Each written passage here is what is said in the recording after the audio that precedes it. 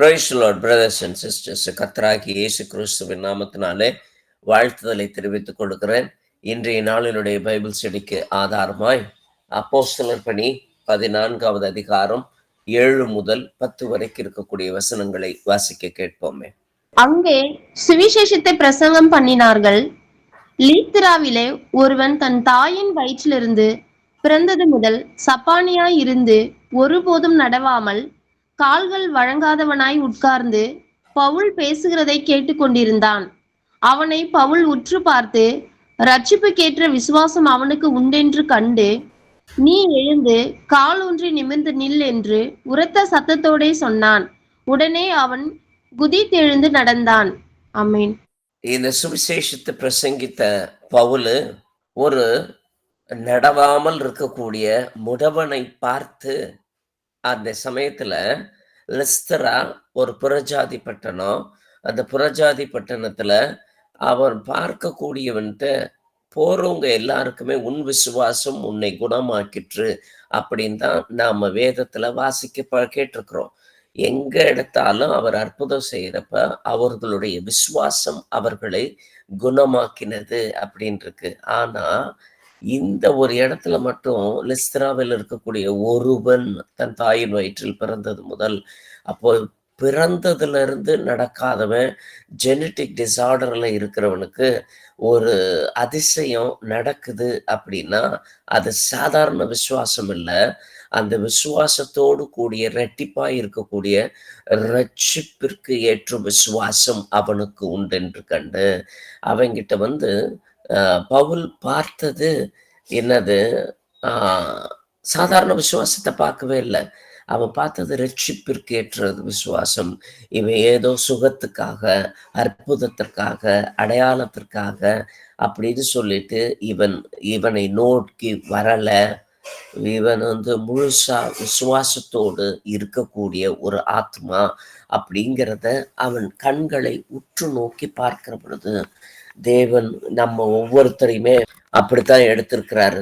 நாம ஒவ்வொருத்தரும் தேவனுடைய பார்வையில ரட்சிப்பிற்கு ஏற்ற விசுவாசம் உண்டென்று நம்மை உற்று நோக்கி பார்க்கிற பொழுது தேவன் கண்டவராய் இருக்கிறார். அப்படி கண்டதுனாலதான் இன்னைக்கு நமக்கு இயேசுவின் நாமத்தினால ஒரு ரட்சிப்பும், இயேசு கிறிஸ்துவின் நாமத்தினால ஒரு கூடுகையும், இயேசுவின் நாமத்தினால நமக்கு இப்போ நடக்கக்கூடிய வேதாகம பகிர்வுகளும் நடந்து கொண்டு இருக்கின்றது. அப்போ அவனை உற்று பார்க்கிறப்போ சாதாரண விசுவாசம் தோன்றுகிறவர்கள் அவர்கள் ஜென்மத்திற்கும் உரிய காரியங்கள்ல இருந்து வெளிப்படுவதற்கான, விலகி வருவதற்கான, விடுதலை பெறுவதற்கான வாய்ப்புகள் ரொம்ப ரொம்ப குறைவு. ஏன்னா அவன் கொடுக்க வேண்டியது எப்படி இருக்குது அப்படின்னா, அப்போஸ்தலர் பணி 19:4 வாசிப்போமே. அப்பொழுது பவுல், யோவான் தனக்கு பின் வருகிறவராகிய கிறிஸ்து இயேசுவில் விசுவாசிகளாய் இருக்க வேண்டும் என்று ஜனங்களுக்கு சொல்லி மனம் திரும்புதலுக்கு ஏற்ற ஞானஸ்தானத்தை கொடுத்தானே என்றான். ஆமே. ஞானஸ்தானம் கொடுத்தது என்னவோ மனம் திரும்புதலுக்கு ஏற்ற ஞானஸ்தானம். ஆனா ஞானஸ்தானம் பெற்றதுக்கு அப்புறமேட்டு மத்தேயு 3:8 ஏற்ற கனிகளை கொடுங்கள். ஆமே. மனம் திரும்புதலுக்கு ஏற்ற கனிகளை கொடுங்கள் அப்படின்னு சொல்லி மனம் திரும்புதலுக்கு ஏற்ற ஞானஸ்தானத்தை நாம் பெற்றுக்கொண்டாலும் நாம் கொடுக்க வேண்டிய கனிகள் எல்லாமே மனம் திரும்புதலுக்கு ஏற்ற கனிகள். முன்னாடி கோபப்பட்டிருந்தா இப்ப கோபத்தை விட்டுருப்போம். முன்னாடி ஆசையோடு இருந்தா அந்த உலக இச்சைகள் எல்லாத்தையுமே இப்ப விட்டுருப்போம். நாம எதெல்லாம் உலகத்தின் பூர்வமாய் இருக்கக்கூடியதுல இருந்து நாம் வெளியே வர அப்படின்னு சொல்லி தீர்மானம் பண்ணி நாம ஞானஸ்தானம் பெற்றோமோ அதற்கு ஏற்ற விதத்துல நம்மளுடைய மனம் திரும்புதலுக்கு ஏற்ற கனி கொடுக்க வேண்டியவர்களாய் இருக்கிறோம். லூக்கா 3:8. மனம் திரும்புதலுக்கு ஏற்ற கனிகளை கொடுங்கள். ஆபிரகாம் எங்களுக்கு தகப்பன் என்று உங்களுக்குள்ளே சொல்ல தொடங்காதிருங்கள். தேவன் இந்த கல்லுகளினாலே ஆபிரகாமுக்கு பிள்ளைகளை உண்டு பண்ண வல்லவராய் இருக்கிறார் என்று உங்களுக்கு சொல்லுகிறேன். ஆமேன். ஏதோ நாம சந்ததி படி பிறந்துட்டதுனால கிறிஸ்தவர்கள் அப்படின்னு சொல்றதற்காகவோ, அல்லது எங்க அப்பா யாரோ ஞானஸ்தானம் பெற்றுக்கொண்டார் அதனால நானும் ஞானஸ்தானம் வாங்கிட்டேன், எங்க அம்மா ஞானஸ்நானம் வாங்கிட்டாங்க, அதனால நானும் வாங்கிட்டேன். என்னுடைய உறவினர்கள் பெற்றுக்கொண்டார்கள், அதனால நானும் வாங்கிட்டேன் அப்படின்னு சொல்லிட்டு நாம நம்மளுடைய சந்ததியை பேசுவதற்கோ அல்லது சந்ததி பெருமைகளை பேசுவதற்கோ நம்ம விசுவாசத்தினுடைய பாதையில அதற்கு இடமே இல்லை. அப்படி இல்லாம நாம் மனம் திரும்புதலுக்கு ஏற்ற கனிகளை கொடுக்கணும். கொடுக்கல அப்படின்னா நீ வேண்டான்னு சொல்லி தள்ளுறதற்கும் தேவன் தயங்கவே மாட்டார். அப்படி தள்ளிட்டதுக்கு அப்புறமேட்டு எங்க போவார் ஆபிரகாமினுடைய சந்ததிக்கு அப்படின்னா, இன்னைக்கு காட்டு ஒலிவ இலைகளாகிய காட்டு ஒலிவ கிளைகளாகிய நம்மை ஒட்டி சுவாபக்கிளையோடு கூட பராமரிக்கிறது போல நம்மையும் மனம் திரும்புதற்கு ஏற்ற கனி கொடுக்காம நாம சாதாரணமா இருக்கக்கூடிய பாரம்பரியமாகவோ அல்லது நான் ஞானஸ்தானம் வாங்கிட்டேன் அதனால இயேசு கிறிஸ்துவ நாமத்தினால ஞானஸ்தானம் பெற்றுக்கொண்டதுனால நாம மனம் திரும்புதலுக்கு ஏற்ற கனி கொடுக்கல அப்படின்னா தேவன் அவருக்குன்னு சீஷர்கள் வேணும், அவருக்குன்னு ஒரு கூட்டம் வேணும் அப்படிங்கிறத நம்மை கொண்டுதான் அவர் ஏற்படுத்தணுங்கிற அவசியம் இல்லை. கல்லுகளை கொண்டும் அவரால் ஏற்படுத்தக்கூடும் என்று வசனம் நம்மை எச்சரிக்கக்கூடியதாய் இருக்கிறது. அப்படி நாம மனம் திரும்புதலுக்கு ஏற்ற கனி கொடுக்கல அப்படின்னா மத்தேயு 28:26. அதற்கு அவர், அற்ப விசுவாசிகளே, ஏன் பயப்படுகிறீர்கள் என்று சொல்லி எழுந்து காற்றையும் கடலையும் அதட்டினார். உடனே மிகுந்த அமைதல் உண்டாயிற்று. ஆமென். இவர் கூட்டிட்டு போனாங்க. இவரும் போட்ல ஆழ்ந்த உறக்கத்துல இருந்தாரு. அந்த சமயத்துல நடுக்கடலுக்கு போட்டு போன உடனே காற்றும் கடலும் கொந்தளித்தது. படகு மூழ்கும்படிக்கு இருக்கவும் இயேசு கிறிஸ்துவை எழுப்பி விட்டு அவர்கள் சொன்ன வார்த்தை, ஐயரே, நாங்கள் மடிந்து போகிறோமே, உங்களுக்கு அக்கறை இல்லையா அப்படின்னு சொல்லி கேட்கிறாங்க.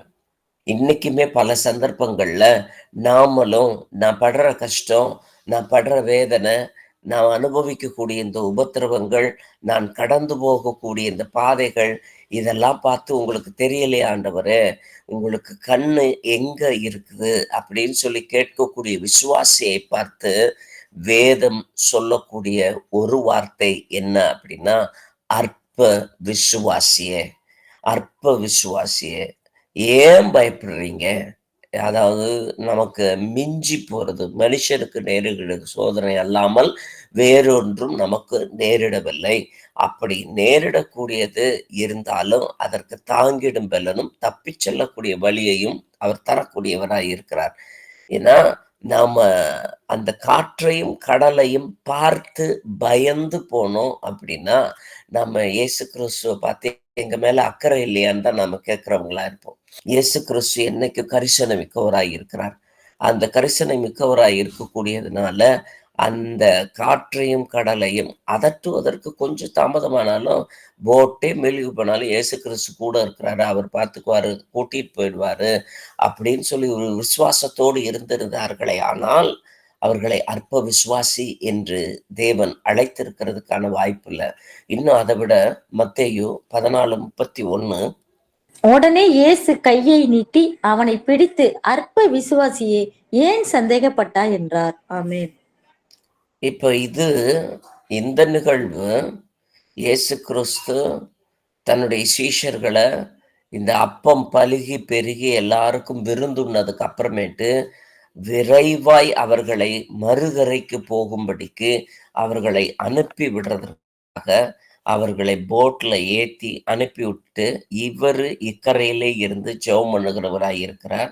அவர்கள் நடுக்கடலில் நடுச்சாமத்துல போனதுக்கு அப்புறமேட்டு அவர்கள் கடல் கொந்தளிப்பை பார்த்த உடனே அந்த இடத்துல இயேசு கிறிஸ்து நடந்து போனார்.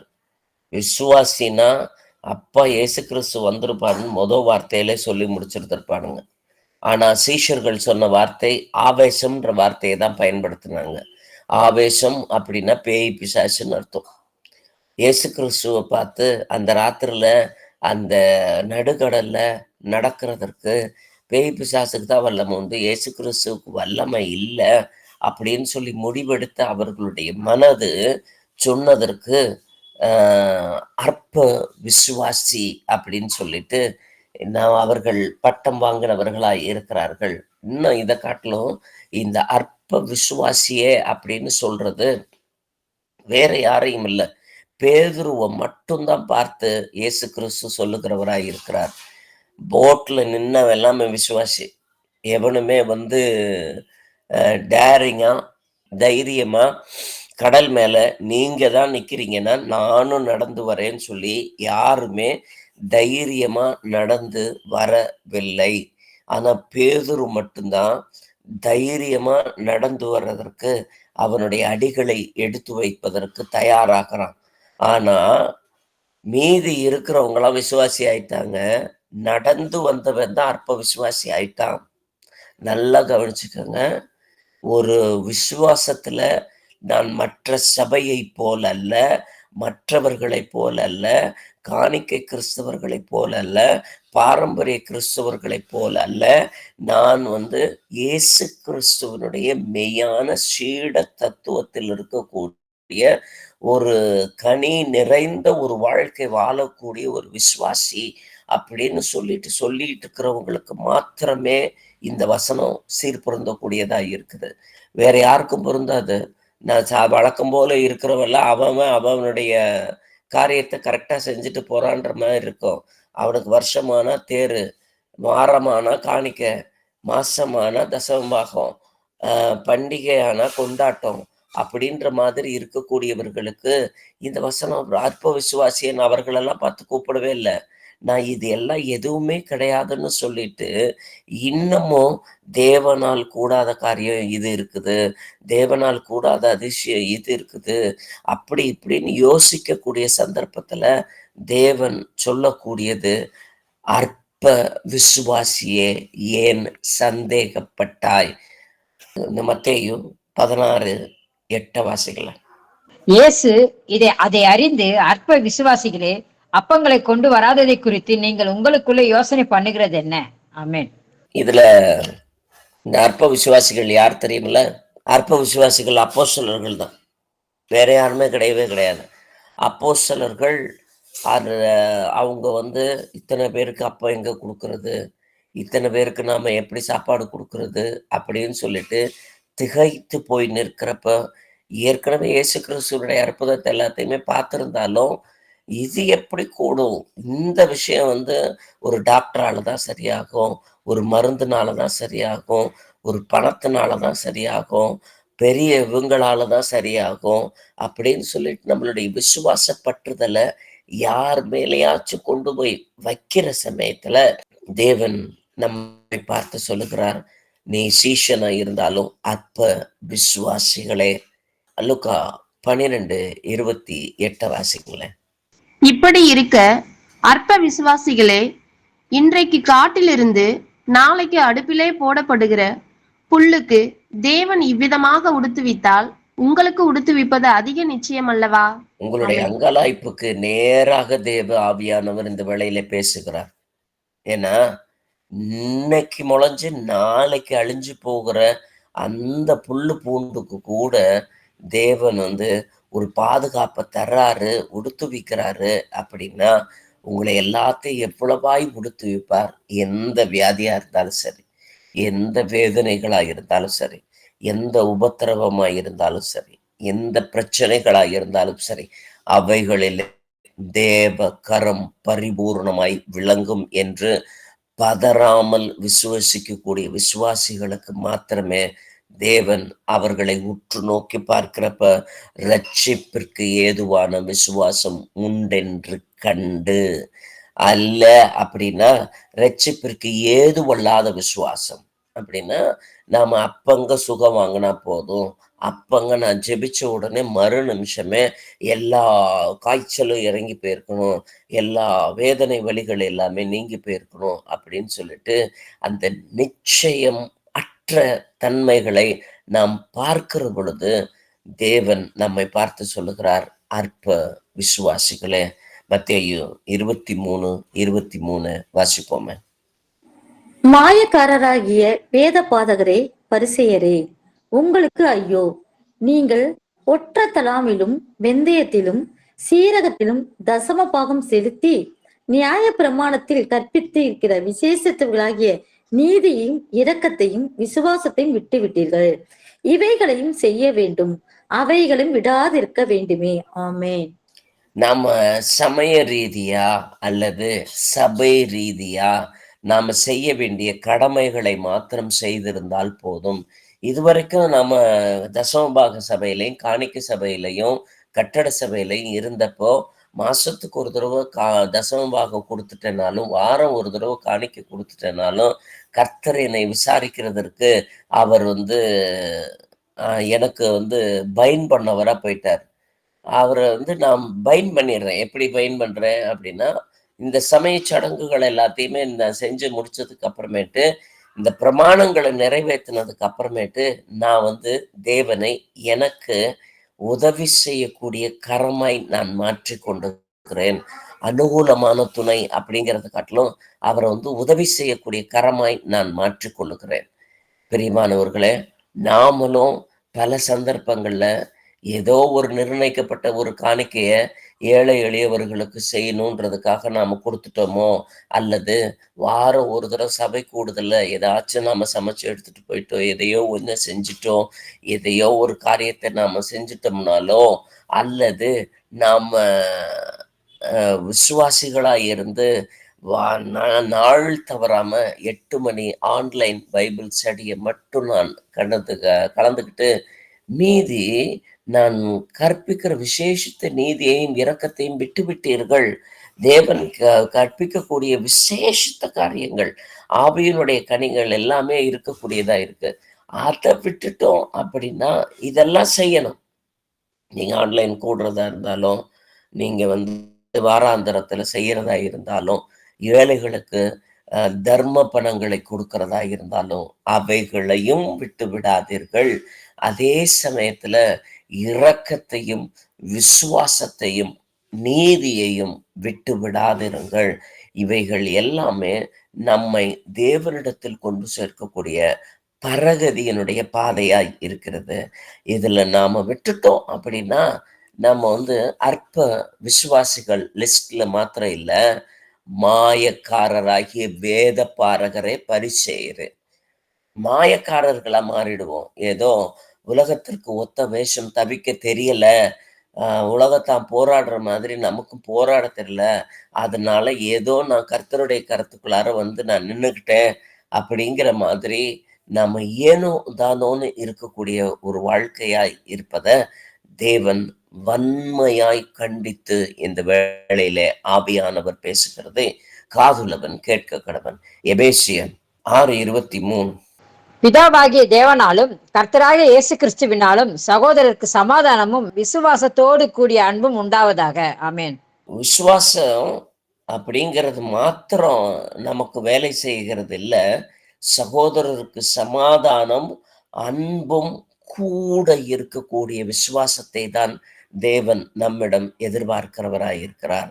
இதுல சமாதானமும் அன்பு இல்லாம, ஏன்னா நாம காணிக்கை கொண்டு போனோம்னாலே காணிக்கையை கொண்டு போய் பீடத்துல வச்சுட்டு உன் சகோதரனோடு உனக்கு வழக்கு இருந்தால் அதை சமாதானம் பண்ணிட்டு திரும்ப காணிக்கையை செலுத்துங்கிறத வாசிக்கிறோம். அதே சந்தர்ப்பத்துல ஒருத்தனுக்கு விரோதமா நம்மளுடைய எண்ணங்கள் தோன்றுமையானால் அந்த சமயத்துல அது விசுவாசமே அவ்விசுவாசமும் அற்ப விசுவாசமுமாய் மாறிவிடுகிறது என்பதை தேவனுடைய சமூகத்துல நாம் இந்த வசனத்தின் மூலமாய் எச்சரிப்பின் சத்தமாய் கேட்கிறோம். நாம நீதியையும் இரக்கத்தையும் அன்பையும் சமாதானத்தையும் கூட்டி வழங்குகிறவர்களாய் நாம் வாழுகிற பொழுதுதான் நாம் சீஷத்துவத்தில் இருக்கக்கூடிய மகா பெரிதான மேன்மையை அறிகிறவர்களாய் இருக்கிறோம். ரோமர் 3:30 வாசிப்போம். விருத்த சேதனம் உள்ளவர்களை விசுவாசத்தினாலும் விருத்த சேதனம் இல்லாதவர்களை விசுவாசத்தின் மூலமாயும் நீதிமான்கள் ஆக்குகிற தேவன் ஒருவரே. ஆமென்.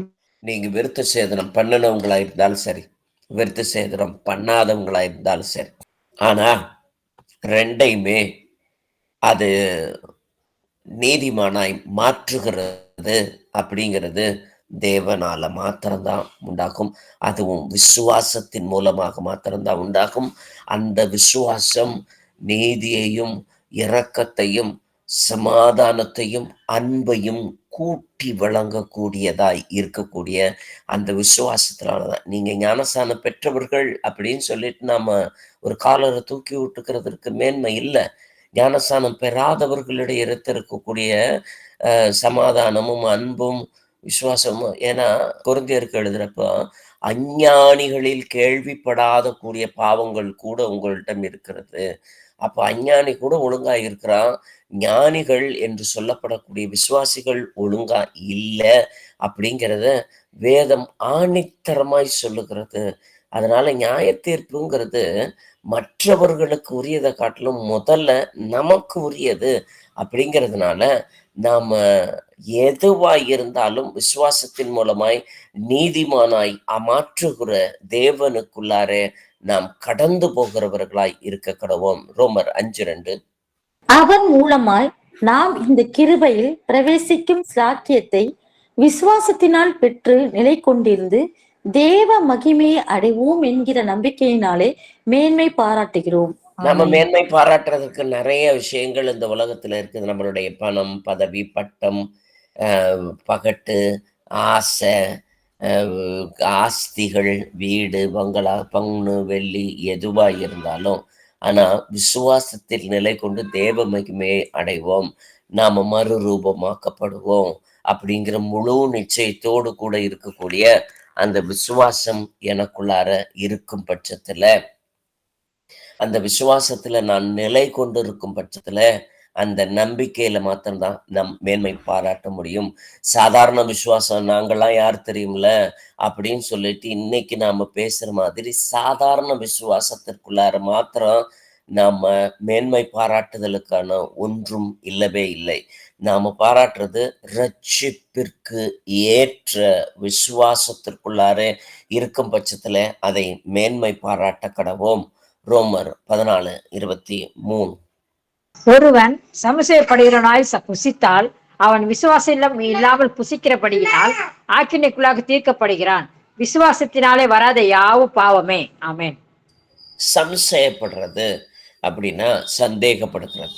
சந்தேகப்படுறவனா நாம விசுவாசம் இல்லாம புசிக்கிறது அப்படின்னா அவர்களுடைய காரியங்கள்ல சுத்த மிருகங்கள், அசுத்தமான மிருகங்கள், இதெல்லாம் சுத்தமானதெல்லாம் சாப்பிடலாம், அசுத்தமானதெல்லாம் சாப்பிடக்கூடாது, படைக்கப்பட்டவைகளை எதுவுமே இல்லாம நம்ம சாப்பிடக்கூடாது அப்படின்னா நமக்கு சொல்லியிருக்க படைக்கப்பட்டவர்கள் இதுதான் படைக்கப்பட்ட கொரிந்தியர்ல வாசிக்கிறப்ப நம்ம பார்க்குறோம். இது படைக்கப்பட்டவைன்னு தெரிஞ்சிச்சுன்னா புசியாது. தெரியல அப்படின்னா நீ கடையிலிருந்து வாங்குகிறவைகள் எவைகளையுமே நீங்கள் புசிக்க கூடும். அதே சமயத்துல தெரியாம நீ புசிச்சேன்னா அதனால பாவம் ஒன்றும் வரவே வராது, வெளியில இருந்து உள்ள போகிறது ஒண்ணுமே உன்னை தீட்டுப்படுத்தாது அப்படின்னு சொல்லிட்டாலும் நாம அந்த சாப்பிட்றது குறித்து மட்டும்தான் அவர்களுக்கு அந்த நாளிலே ஒரு பெரிய ஒரு விஷயமாய் இருந்துகிட்டு இருந்துச்சு. ஆனா நமக்கு அது மட்டும் இன்னைக்கு ஒரு பெரிய விஷயமே கிடையவே கிடையாது. இன்னைக்கு நமக்கு எல்லாமே நாம் பார்க்கக்கூடிய பார்வை, நாம் பேசக்கூடிய பேச்சு, செய்யக்கூடிய செயல், நடக்கக்கூடிய நடத்தை, உடுத்தக்கூடிய உடை, நாம உணரக்கூடிய உணர்வுகள் எல்லாமே அந்த விசுவாசம் இல்லாமல் நாம் செய்வோமேயானால் ஆக்கினைக்குள்ளாக தீர்க்கப்படுகிறான். ஏன்னா விசுவாசத்தினாலே வராத யாவும், நீங்க விசுவாசம் கொண்டு ஒரு பார்வையை நீங்க பார்க்குறீங்கனாலும், விசுவாசத்தோடு கூட ஒரு செயலை செய்கிறீங்கனாலும் அப்பத்தான் அது தேவனுடைய சமூகத்துல நமக்கு பிரயோஜனமாய் மாறும். இல்லைன்னா நீங்க செய்யக்கூடிய செயலும், பார்க்கக்கூடிய பார்வை, உணரக்கூடிய உணர்வுகளும், பேசக்கூடிய பேச்சுமே ஒரு சில சமயங்கள்ல பாவமாய் மாறும். ஏன்னா அதனாலதான் நமக்கு இந்த கேலி, கிண்டல், நாம பேசக்கூடியது, பிறரோடு விளையாட்டுக்காக சொன்னேன், யதார்த்தமா பேசினேன் அப்படின்னு சொல்றதற்கெல்லாம் விசுவாசிக்கிட்ட இடம் இல்லை. நாம விளையாட்டா பேசக்கூடிய ஒண்ணுக்குமே நாம தேவனுடைய சமூகத்துல தீர்வை நாள்ல கணக்கு கொடுக்கணுன்றத அறிந்தவர்களாய் நாம் ஒவ்வொரு வார்த்தையுமே பேச கடவோம். விசுவாசம் இல்லாமல் பேசினபடினாலே ஆக்கினைக்குள்ளாக தீர்க்கப்படுகிறான். விசுவாசத்தினாலே வராத யாவும் பாவமே. நாம புசிக்கிறதுல இருந்து அந்த எடுத்துட்டு எதை வேணாலும் சேருங்க. பேசுகிறபடியினால், பார்க்கிறபடியினால், உணர்கிறபடியினால், நாம அப்படி எல்லா நம்மளுடைய செய்யக்கூடிய ஒவ்வொரு செயலையும் அந்த இடத்துல போட்டீங்க அப்படின்னா அது ஆக்கினைக்குள்ளாக தீர்க்கப்படுமா, தேவனுடைய அபிஷேகத்திற்குள்ளார தீர்க்கப்படுமா அப்படிங்கிறத நம்மை நாமே நிதானித்து பார்ப்போமே. 1 கொரிந்தியர் 7:14.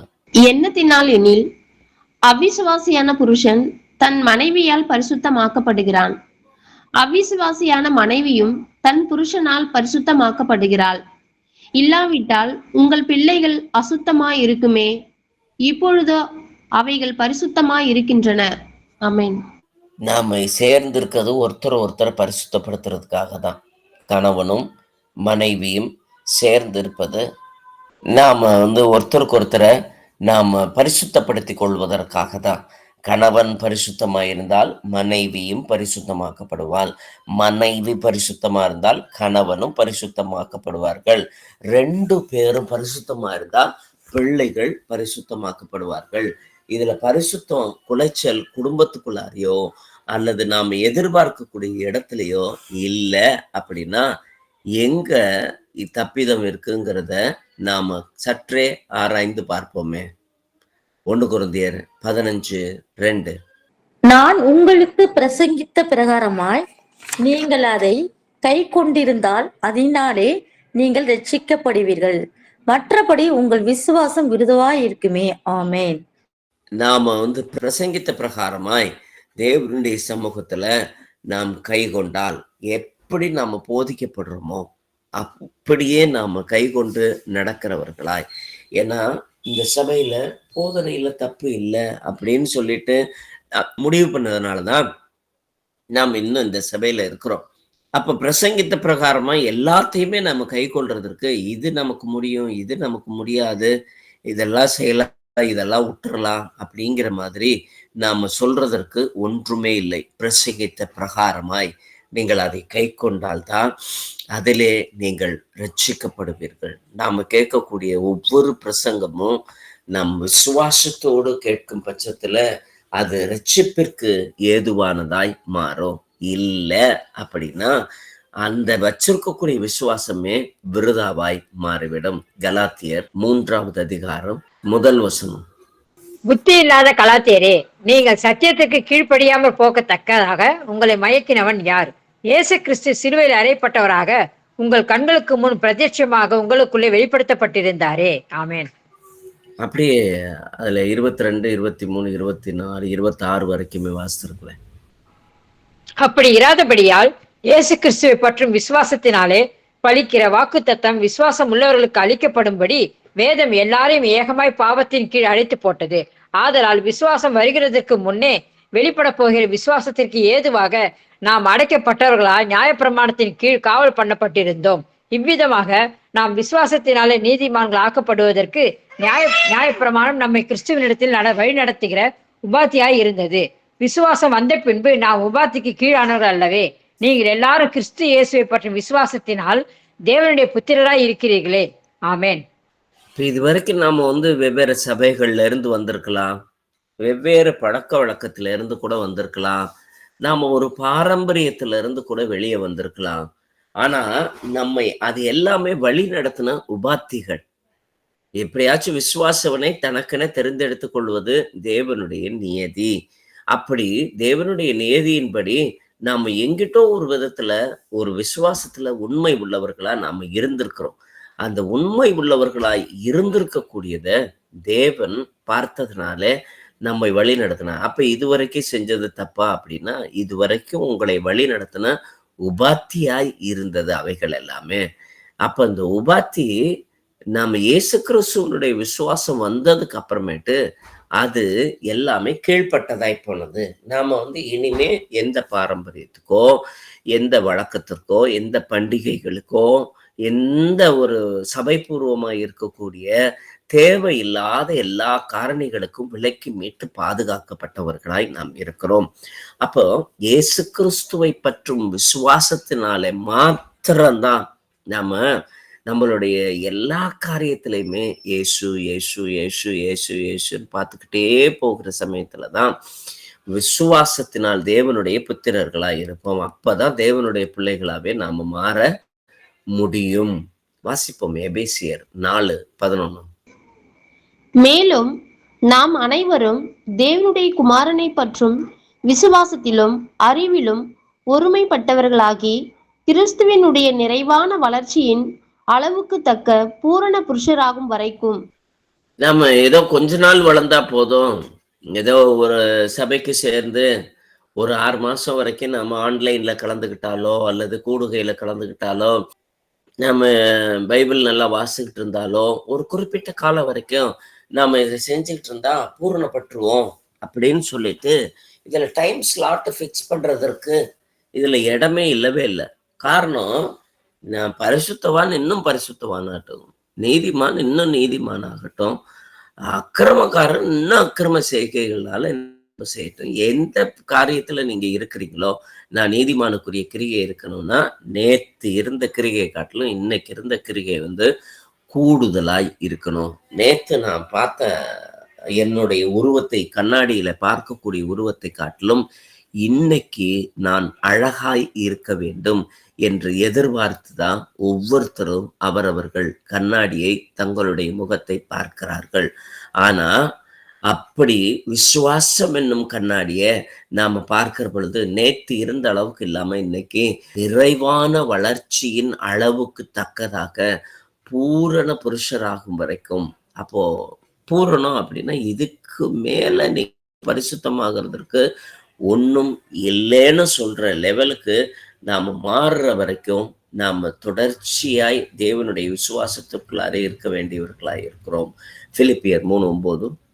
நான் கிறிஸ்துவை ஆதாயப்படுத்திக் கொள்ளும்படிக்கும் நியாய பிரமாணத்தினால் வருகிற சுயநீதி உடையவனாய் இராமல் கிறிஸ்துவை பற்றும் விசுவாசத்தினால் வருகிறதும் விசுவாசம் மூலமாய் தேவனால் உண்டாக்கிறதுமான நீதியை உடையவனாய் இருந்து கிறிஸ்துவுக்குள் இருக்கிறவன் என்று காணும்படிக்கும். ஆமே. இதுல புரியுதா உங்களுக்கு இந்த வசனத்தை? மீண்டுமா இன்னொரு தடவை வாசிங்க சிஸ்டர், அதே வசனத்தை. நான் கிறிஸ்துவை ஆதாயப்படுத்திக் கொள்ளும்படிக்கும் நியாய பிரமாணத்தினால் வருகிற சுயநீதியை உடையவனாய் இராமல் கிறிஸ்துவை பற்றும் விசுவாசத்தினால் வருகிறதும் விசுவாசம் மூலமாய் தேவனால் உண்டாக்கிறதுமான நீதியை உடையவனாய் இருந்து கிறிஸ்துவுக்குள் இருக்கிறவன் என்று காணும்படிக்கும். ஆமென். அப்போ நீங்க விசுவாசம் வச்சிருக்கிறது மாத்திரம் இல்ல, தேவனால் உண்டாயிருக்கக்கூடிய நீதியை உடையவர்களாகவும் இயேசு கிறிஸ்து பூமியில எப்படி செய்தாரோ அப்படி நானும் செய்தே ஆக வேண்டும். அப்படி இருக்கிற பட்சத்துலதான் நாம கிறிஸ்துவுக்குள் இருக்கிறவர்கள் என்று காணப்படுவோம்.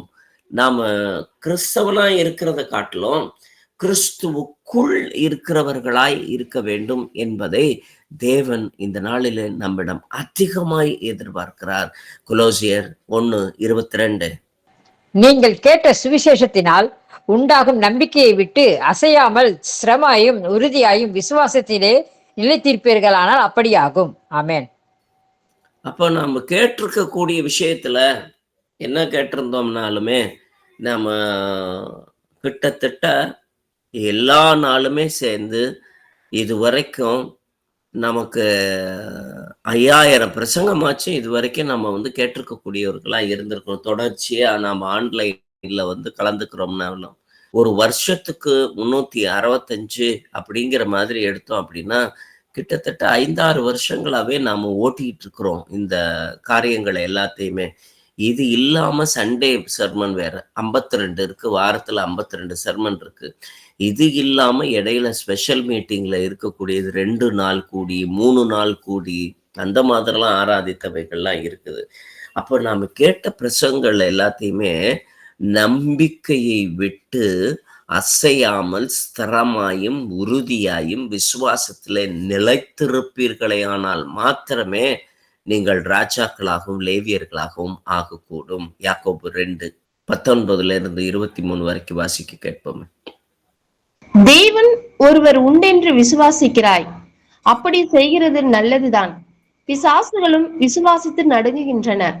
வீணான மனுஷனே, கிரியைகள் இல்லாத விசுவாசம் செத்ததென்று நீ அறிய வேண்டுமோ? நம்முடைய பிதாவாகிய ஆபிரகாம் தன் குமாரன் ஈசாக்கை பலிபீடத்தின் மேல் செலுத்தின போது கிரியைகளினாலே அல்லவோ நீதிமானாக்கப்பட்டான். விசுவாசம் அவனுடைய கிரியைகளோட கூட முயற்சி செய்து கிரியைகளினாலே விசுவாசம் பூரணப்பட்டதென்று காண்கிறாயே. அப்படியே ஆபிரகாம் தேவனை விசுவாசித்தான், அது அவனுக்கு நீதியாக எண்ணப்பட்டது என்கிற வேத வாக்கியம் நிறைவேறிற்று. அவன் தேவனுடைய சிநேகிதன் எண்ணப்பட்டான். ஆமென். அப்போ நாம தேவனுடைய சீஷத்துவத்துக்குள்ளார இப்ப நாம இருக்கிறோம் அப்படிங்கிறது எல்லா சீஷர்களும் இருந்தாங்க. இயேசு கிறிஸ்துவின் அந்த ஒரு சமூகத்துல எல்லா சீஷர்களும் இருந்தாங்க. யூதாசும் ஒரு சீஷன் தான், காட்டி கொடுக்கிற வரைக்கும் அவனும் ஒரு சீஷன் தான். எல்லாருக்கும் கொடுக்கறது தான் அவர்களுக்கு கொடுத்தாங்க. ஆனா இவர் இயேசு கிறிஸ்துவோட பிரத்யேகமா இருந்தது அப்படின்னா யோவானை தவிர வேற யாருமே இல்லவில்லை. மார்பில சாய்ந்து அவருக்குரிய விஷயங்கள் எல்லாத்தையுமே கேட்கக்கூடிய விதத்துல தேவனுடைய சமூகத்துக்குள்ளார அவர் நிச்சயமான விஷயங்களை எல்லாத்தையுமே அறிந்து கொள்ளக்கூடிய விதத்துல அவர் பூரணமாக்கப்பட்ட ஒரு கிரியைக்குள்ளார இருந்ததுனாலதான் இவர் தான் மெசியா, இவரை விட்டா வேற கதி கிடையாது அப்படின்னு சொல்லிட்டு பிடித்து கொண்டு இருந்ததுனால அவன் மற்ற சீஷர்களை காட்டிலும் அவன் போனது சிநேகிதனாய் போயிட்டான். நாம ஆபிரகாம் தேவனை விசுவாசித்தான், அது அவனுக்கு நீதியாக எண்ணப்பட்டது.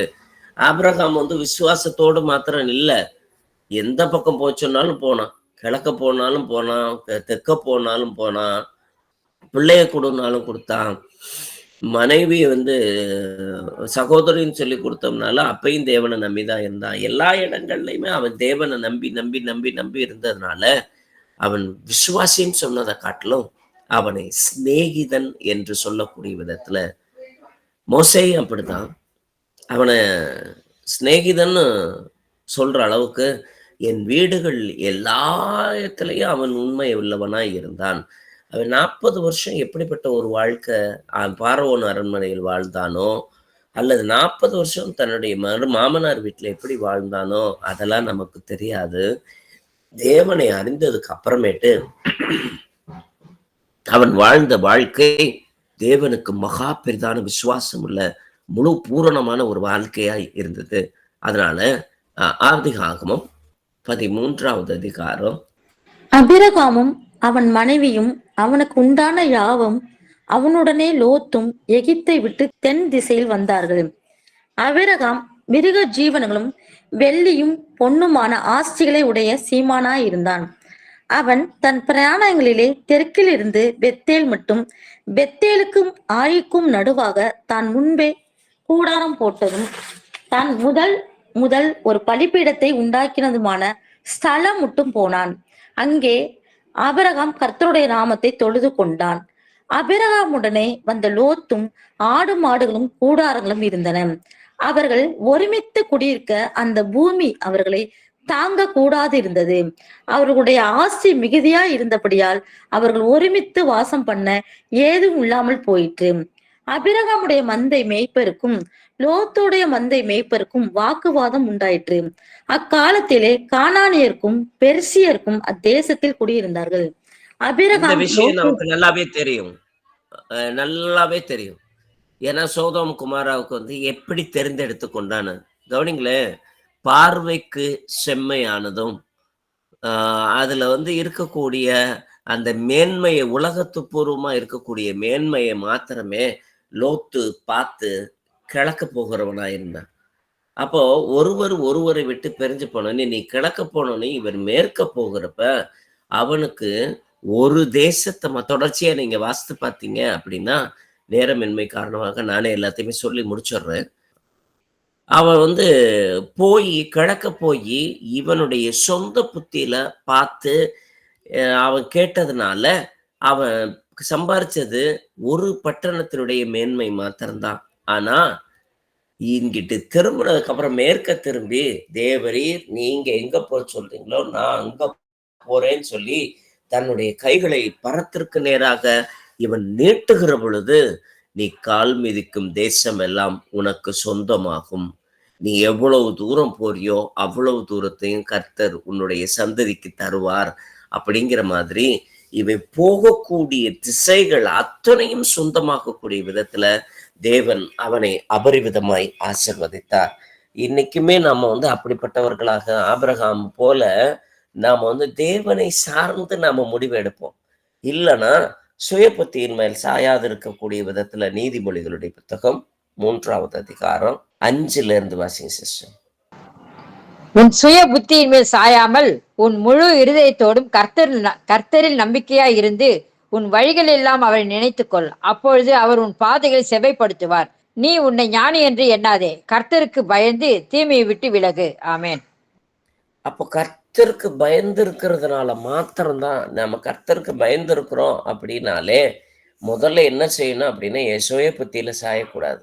நான் வந்து இன்னைக்கு இது செய்யணும், நாளைக்கு அது செய்யணும், இந்த வருஷத்துக்குள்ளார என் பிள்ளைக்கு திருமணம் பண்ணி முடிச்சிடணும், இந்த வருஷத்துக்குள்ளார ஒரு சில காரியங்கள் எல்லாம் செஞ்சு முடிச்சிடணும், அப்படி இப்படின்னு சொல்லிட்டு நான் தீர்மானம் பண்றதை காட்டிலும் தேவனுடைய சமூகத்துல உன் முழு இருதயத்தோடு கர்த்தர் மேல் நம்பிக்கையா இருந்து அவர்கிட்ட சாயும் பட்சத்துல கர்த்தர் பாதைகளை செவ்வையாக்க வல்லவராய் இருக்கிறார்.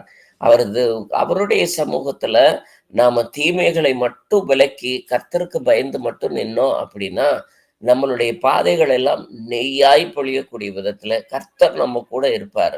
ஏன்னா நாம தேட வேண்டியது தேவ ஆலோசனை மாத்திரம்தான். நீதிமொழிகள் 3:14 வாசிங்களேன். ஆலோசனை இல்லாத இடத்தில் ஜனங்கள் விழுந்து போவார்கள். அநேக ஆலோசனைக்காரர் உண்டானால் சுகம் உண்டாகும். அப்போ நமக்கு வந்து இன்னைக்கு ஒரு சபைக்குள்ளார ஒருத்தர் மாத்திரம்தான் ஆலோசனை சொல்லணுங்கிற அவசியம் இல்லைங்கிறது வசனம் தெளிவா சொல்லுது.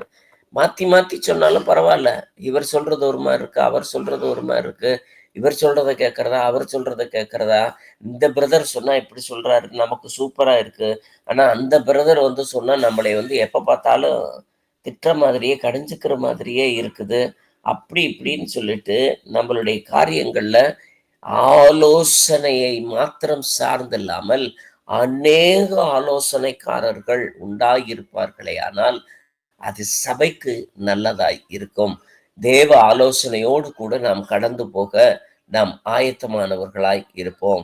வாசிப்போமே நீதிமொழிகள். ஞானிகளோடு சஞ்சரிக்கிறவன் ஞானம் அடைவான், மூடருக்கு தொடரும் நாசம் அடைவான். பாவிகளை தீவினை தொடரும், நீதிமான்களுக்கோ நன்மை பலனாக வரும். ஆமேன். அப்போ இதுல நம்ம இந்த வசனத்துக்கு வந்து எந்த விளக்கமே சொல்லவே தேவையில்லை. பாவிகளை தான் தீவினை தொடரும், நீதிமான்களுக்கு நன்மையும் கிருபையும் நம்மை தொடர நாம தான் தேவனுடைய சமூகத்துக்குள்ளார காத்திருக்கிறவர்களாய் இருக்க வேண்டும். 2 பேதுருவினுடைய புத்தகம் 2வது அதிகாரம் 7, 8, 9 வாசிப்போமே. அக்கிரமக்காரர்கள் வாசமாய் இருக்கையில் அவர்களுடைய காம விகார நடத்தையால் வருத்தப்பட்டு நாள்தோறும் அவர்களுடைய அக்கிரம கிரிகைகளை கண்டு கேட்டு நீதியுள்ள தன்னுடைய இருதயத்தில் வாதிக்கப்பட்ட நீதிமானாகிய லோத்தை அவர் ரட்சித்திருக்க, கர்த்தர் தேவ பக்தி உள்ளவர்களை சோதனையின்றி ரட்சிக்கவும் அக்கிரமக்காரரை ஆக்கினைக்குள்ளார்களான நியாய தீர்ப்பு நாளுக்கு வைக்கவும் அறிந்திருக்கிறார். ஆமென். அப்போ நம்மளை வந்து நியாய தீர்ப்பினுடைய நாளுக்காக நாம வந்து தீர்ப்புக்காகவோ தண்டனைக்காகவோ நாம வைக்காமதபடிக்கு இந்த சோதனையில இருந்து ரட்சிக்கவும் அதை வந்து நம்மளுடைய காரியங்களை எல்லாத்தையுமே நமக்கு நிதானித்து அதுக்கு சரியான ரிவார்டு கொடுக்கறதுக்காகவும் தேவன் நம்மை நியமித்திருக்கிறார். அதனாலதான் நாள்தோறும் அவர்களுடைய அக்கிரம கிரியைகளை கண்டு நீதி உள்ள தன்னுடைய இருதயத்துல வாதிக்கப்பட்ட லோத்து. அப்ப அதே பட்டணத்துல போய் சேர்ந்தது தப்பு.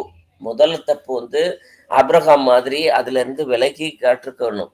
ஆனா இவன் சொன்ன ரீசன் வந்து பிரிஞ்சு போகிறதுக்கு சொன்ன ரீசன், நான் நிறைய சொத்து வச்சிருக்கிறேன், நம்மளுடைய ஆயர்கள் வந்து நிறைய பேர் இருக்கிறாங்க, அதனால ஒருத்தருக்கு ஒருத்தர் சண்டை வருது, அதனால இந்த சொத்தும் ஆயன்களையும் இந்த பூமி தாங்க மாட்டாம இருக்கு, அதனால ஒருத்தருக்கு ஒருத்தர் பிரிஞ்சு போவோன்னு காரணம் சொன்னான். ஆனா மெல்கிசதேக்குக்கு முன்னாடி நடந்த யுத்தத்துல இழந்தது அத்தனை உடைமைகளையும் எல்லாத்தையும் இழந்துட்டு மனைவி பிள்ளைகள் அத்தனை பேரையுமே இழந்து தனியாய் நிற்கிறவனாய் போனான். அத்தனையுமே கொண்டு போயாச்சு. அது திரும்ப மீட்டு கொடுத்ததே ஆபிரகாம் தான். திரும்ப எல்லாத்தையுமே மீட்டு கொண்டு வந்து கொடுக்குற அளவுக்கு கவனிக்க.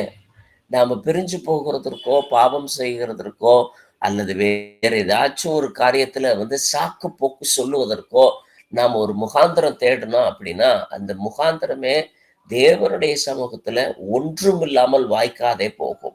அதை தேவன் நம்மை நியாய தீர்ப்பு நாளினுடைய தண்டிப்பதற்காக அல்ல, தேவனுடைய சமூகத்துல நம்மை காப்பதற்காக.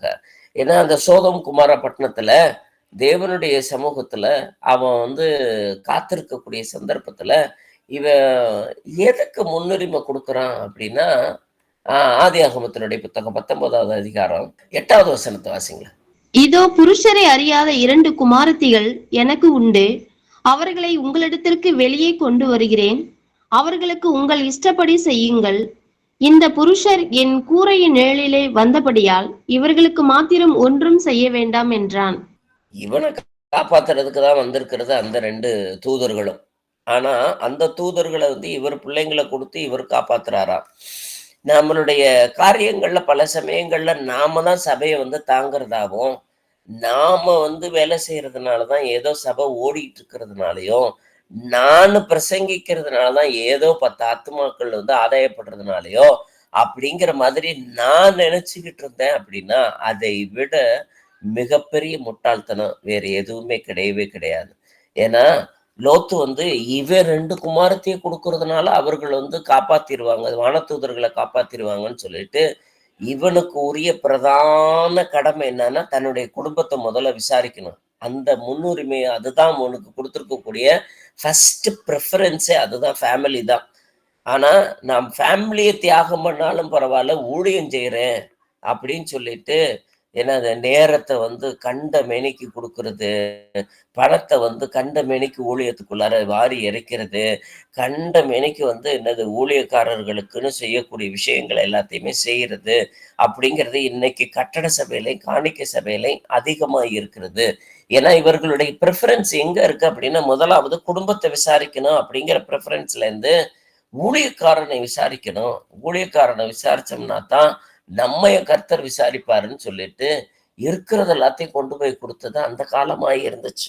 ஆனா தேவனுடைய சமூகத்துல இயேசு கிறிஸ்துவின் நாமத்தினால நாம் ரட்சிக்கப்பட்டவர்களா இருக்கிறோம் அப்படின்னா, நாம தேவனுடைய சமூகத்திற்குள்ளார எது முக்கியத்துவம் கொடுக்கணும்? அவருடைய வார்த்தைக்கு, அவருடைய ஆலோசனைக்கு, நீதிக்கு, அன்புக்கு, இரக்கத்திற்கு, நாம செய்யக்கூடிய தர்மத்திற்கும் சகாயத்திற்கும், இதுக்கு மாத்திரம்தான் நாம் முன்னுரிமை கொடுக்கக்கூடியதா இருக்கும். கொடுக்கக்கூடிய முன்னுரிமையில மார்த்தாள் மரியாள் விஷயத்திலையும் நாம பார்த்தோம் அப்படின்னா, லூக்கா 10:41-42 வாசிங்க.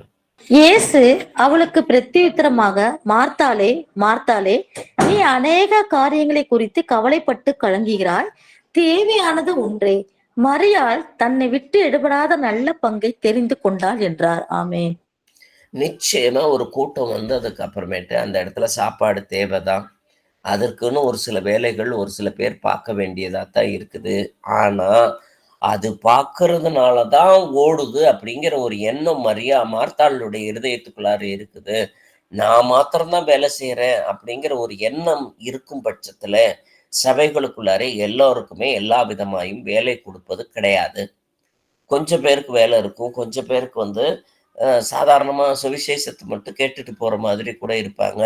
இவங்க என்னங்க வர்றாங்க போறாங்க, அவங்க மட்டும் இருக்கிறாங்க, நாம மட்டும் செஞ்சுட்டு வரணுமா, நாம மட்டும் இருக்கணுமா? இந்த கேள்விகளுக்கு இங்க இடமே இல்லவே இல்லை. ஏன்னா நம்ம மார்த்தாளை போல கேட்கிறவர்களா போயிடுவோம். நாம தேவனுடைய சமூகத்துக்குள்ளார நாம நல்ல பங்கு எதுவோ அதை நம்ம இப்ப நீங்க கொடுத்துருக்கிறது கர்த்தாய் ஊக்கமாய் அன்பாய் நேசமாய் நானும் செய்ய ஆரம்பிச்சுட்டேன் அப்படின்னா, அதுக்கு அடுத்தது வசனமும் மரியாதை விட ரொம்ப அதிகமாய் கேட்கிறவர்களாய் நாம போயிட்டோம் அப்படின்னா, கர்த்தர் நம்மை விட்டு எடுபடாத ஒரு நல்ல பங்காய் மாறுகிறவராய் இருக்கிறார். ஆனா அதே சமயத்துல மத்தேயு 26:69 வசனம் மட்டும் வாசிங்களேன். அத்தருணத்தில் பேதுரு வெளியே வந்து அரண்மனை முற்றத்தில் உட்கார்ந்திருந்தான். அப்பொழுது வேலைக்காரி ஒருத்தி அவனிடத்தில் வந்து, நீயும் கலிலேயனாகிய இயேசுவோடு கூட இருந்தாய் என்றாள். ஆமென். இது நமக்கு நல்லாவே தெரியும். இயேசு கிறிஸ்து பேதுருவை பார்த்து காலையில சேவல் கூவுவதற்கு முன்பாக நீ 3 தரம் என்னை மறுதலிப்பாயின்னு சொல்லிட்டு அவனை நல்லாவே சொல்லிட்டாரு, வானும் பண்ணிட்டார். அந்த வார்னிங் வந்ததுக்கு அப்புறமேட்டு இவன் வந்து இயேசு கிறிஸ்து எங்க வச்சிருக்கிறாங்க, எப்படி செய்யறாங்க, என்ன செய்யறாங்கன்னு பாக்குறதுக்காக வந்தவன் அவன் அவங்க இருக்கக்கூடிய ஆட்கள்கிட்ட மாட்டிக்கிறான். ஆனா அந்த சமயத்துல அவனை நான் அறியேன். முதல் தடவை வந்து 70வது வசனத்தை நாம வாசித்து பார்த்தீங்கன்னா, நீங்க சொல்றது எனக்கு தெரியாது என்று எல்லோருக்கும் முன்பாக தடவை மறுதலிக்கிறான். ஆனா 2வது தடவை 72வது வசனத்துல அந்த மனுஷனை நான் அறியேன் அப்படின்னு சொல்லிட்டு ஆணையிட்டு மறுதலித்தான். இந்த பாருங்க, சத்தியமா நான் சொல்றேன் அப்படின்னு சொல்லிட்டு சத்தியம் பண்ண ஆரம்பிச்சுட்டான். ஆணையிட்டு அப்படின்றது சத்தியம் பண்ணி அவன் சொல்றான், எனக்கு அந்த மனுஷனை யாருன்னே தெரியவே தெரியாது. முதல்ல வந்து என்னது, அவரை எனக்கு தெரியாது, நீங்க சொல்றது யாருன்னு எனக்கு தெரியாதுன்னு லைட்டா சொன்னான். 2வது தடவை ஸ்ட்ராங்கா சத்தியம் பண்ணி சொல்றவனா இருக்கிறான். 3வது தடவை 74வது வசனத்துல அவன் சொல்றான், அப்பொழுது அவன் அந்த மனுஷனை அறியேன் என்று சொல்லி சபிக்கவும் சத்தியம் பண்ணவும் தொடங்கினான். முதல்ல மறுத்தான், 2வது சத்தியம் பண்ணி மறுத்தான், 3வது சத்தியம் பண்ணி மறுத்து சபிக்கவும் தொடங்கினான். இது யூதாசு கூட இந்த வேலையை செய்யலைங்க. யூதாசு முத்தமிட்டு காட்டி கொடுத்ததோடு சரி. ஆனா இயேசு கிறிஸ்து வந்து சபிக்கவோ திட்டவோ மறுதலிக்கவோ அவன் செய்யல. இவர் தான் இயேசு கிறிஸ்து, இவர் கூட தான் நானும் இருக்கிறேன் அப்படிங்கிறத அவன் பகிரங்கமா சொன்னவன். ஆனா அவங்கிட்ட இருந்த அந்த ஒரு தைரியம் கூட இவங்கிட்ட இல்லாம இருந்ததற்கு காரணம், நாமளும் பிடிபட்டு விடுவோமோ அந்த பயம். இன்னைக்கு பல சமயங்கள்ல ஊழியத்திலையும் சரி, நம்மளுடைய காரியத்தில் ஒவ்வொன்றிலும் சரி, நாம பயப்படுகிறவர்களாய் நிற்கும் பட்சத்துல ஊழியத்துல வெளியரங்கமாய் செய்யாதபடிக்கு இருக்கிறோம். நியாயப்படி பார்த்தோம்னா யூதாசை விட பேதுரு செஞ்ச தப்பு மிகப்பெரிய தப்பு. ஆனா அதற்கு அவன் மனம் கசந்து தேவனுடைய சமூகத்துல அவன் அழுது புலம்பி எல்லாத்தையும் ஒப்பு கொடுத்ததுனால இவனுமே ஒப்பு கொடுத்தான், யூதாசுமே ஒப்பு கொடுத்தான். என்னது, தான் செய்தது குற்றமற்ற ரத்தத்தை காட்டி கொடுத்தேனே அப்படின்னு சொல்லிட்டு அதுக்காக 30 வெள்ளிக்காசை கொண்டு போய் விட்டு எறிஞ்சு அவனுமே செய்து பார்த்தான். ஆனா எல்லா இடத்துலயுமே முந்தி முந்தி பேசக்கூடியது, நீர்தான் மேசியான்னு சொன்னதும் பேதுருதான், நானும் கடல்ல நடந்து வரேன்னு சொன்னதும் பேதுருதான், மித்தவங்க எல்லாரும் சொல்றது காட்டிலும் மறுரூப மலையில நாம வந்து உனக்கு ஒரு கூடாரம், எலியாவிற்கு ஒரு கூடாரமோ, மோசேக்கு ஒரு கூடாரமோ அமைப்போன்னு சொன்னதும் பேதுருதான். இப்படி நித்திரை மயக்கத்துல இருக்கிறப்போ உங்களை யாராச்சும் வந்து பிடிக்கிறாங்க அப்படின்னா முதல்ல காதை வெட்டுறது நான் தான் அப்படிங்கிற மாதிரி காதை வெட்டுனதும் நான் தான். இப்படி எல்லா விஷயங்களையும் முந்தி முந்தி செஞ்சதுனால பாவத்தையும் முந்தியே செஞ்சு முடிச்சிட்டான். மற்ற சீஷர்களை காட்டிலும் முந்தியே பாவம் செய்தான். நம்மளுடைய விசுவாசம் கிருகைகளுக்கு ஒத்த விசுவாசமாய் இல்லை அப்படின்னா நம்மளுடைய விசுவாசம் அற்ப விசுவாசமாயும் மாயக்காரரான பரிசேயரும் சதிசேயரும் போல இருக்கிறவர்களாய் மாறிவிடுவோம். எனவே தலைகளை தாழ்த்தி தேவனுடைய சமூகத்துல நாம் ஜெபிப்போமே. பவுல் பேசுகிறதை கேட்டவுடனே அவன் உற்று பார்த்த பொழுது ரட்சிப்பிற்கு ஏற்ற விசுவாசம். இன்னைக்கு நீங்க பேசுகிறதை கேட்ட உடனே கர்த்தர் உங்கள் கண்களையும் உங்களையும் நீங்க இருக்கக்கூடிய இடத்தையும் உற்று நோக்கி பார்க்கிறவராய் இருக்கிறார். அப்படி உற்று நோக்கி பார்க்கிற பொழுது இது சாதாரண விசுவாசம் அல்ல, ரட்சிப்பிற்கு ஏதுவான விசுவாசம் உண்டென்று கண்டு. நம்மகிட்ட இருக்கக்கூடிய விசுவாசம் ரட்சிப்பிற்கு ஏதுவான விசுவாசமா இருக்கணும்னு சொல்லிட்டு தேவனுடைய சமூகத்துல மனம் திரும்புதலுக்கு ஏற்ற கனிகளோடு கூட நம்மை நாமே ஒப்பு கொடுத்து இந்த வேளையில ஜெபிப்போமே. மகா இரக்கமும் கனமும் பொருந்தி எங்கள் பரமநேசரே, எங்கள் கர்த்தராகிய இயேசு கிறிஸ்துவே, உம்முடைய பூரண மிகுந்த கிருபையினாலே எங்களையே தாழ்த்தி வெறுமையாக்கி உம்முடைய சமூகத்திலே நாங்கள் ஒப்பு கொடுக்கிறோம். தேவரீர் எங்களுடைய விசுவாசம் ரட்சிப்பிற்கு ஏற்ற விசுவாசமாய் அமையவும் மனம் திரும்புதல் ஏற்ற கனி கொடுக்கக்கூடிய விதத்துல பூரண விசுவாசியாய் நாங்கள் இருக்க தேவரீர் நீர் எங்களை ஆசிர்வதிக்கிறமைக்காய் ஸ்தோத்திரம் ராஜா. எங்களிடம் விருத்த சேதனம் இல்லை என்பதை அறிந்தும், எங்களுடைய பரிசுத்தம் இல்லை என்பதை அறிந்தும், எங்களுடைய விசுவாசத்தின் மூலமாய் எங்களை நீதிமான்களாய் மாற்றி இருக்கக்கூடிய உங்களுடைய மகா பெரிதான கிருபையின் ஸ்லாக்கியத்திற்காய் நாங்கள் இந்த வேளையில கோடா கோடி நன்றிகளை நாங்கள் ஏறெடுக்கிறோம் ராஜா. இதோ வீட்டில் இருக்கக்கூடிய கணவனும் மனைவியும் ஒருத்தர் விசுவாசத்தினாலே ஒருத்தர் ரட்சிக்கப்படக்கூடிய விதத்திலும், 2 பேருடைய விசுவாசத்தினாலே பிள்ளைகள் பூரணமாய் ரட்சிக்கப்படக்கூடிய விதத்திலும் தேவ வல்லமை இந்த வேளையிலே இறங்கி வருவதாக ராஜா. தேவனுடைய மகா பெரிதான கிருபையினாலே இவர்கள் ஏகமாய் தேவனுடைய சத்தியத்திற்கென்று கீழ்ப்படிந்து விசுவாசம் வருகிறதற்கு முன்னே வெளிப்படக்கூடிய விசுவாசத்திற்கு ஏதுவாய் இருக்கக்கூடிய நற்கிரியைகளுக்குள்ளாரே பூரணப்படுத்தப்பட தேவரீர் அசையாமல் ஸ்திரமாயும் உறுதியாயும் விசுவாசத்தில் நிலைத்திருக்கும்படியாக அப்படி நீர் செய்கிறமைக்காய் கோடி சூத்திரங்களை ஏறெடுக்கிறோம். நீரே காத்துக்கொள்ளும், வழி நடத்தும் எங்கள் ஜீவனுள்ள நல்ல பிதாவே. ஆமென். Amen. Praise Lord, praise Lord.